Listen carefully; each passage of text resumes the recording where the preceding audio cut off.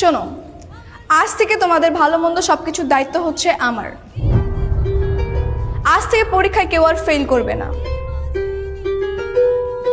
পরীক্ষা খারাপ হলেও তাকে পাশ করানোর ক্ষমতা আমার আছে।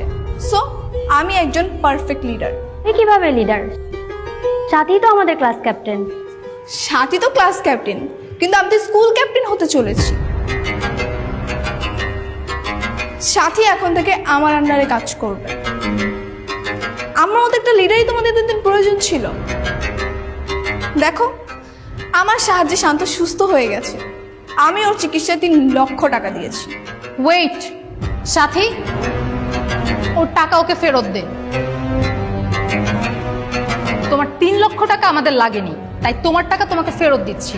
আর শুনো, পারলে নিজের যোগ্যতা দিয়ে স্কুল ক্যাপ্টেন হয়ে দেখাও। এই যে দেখো,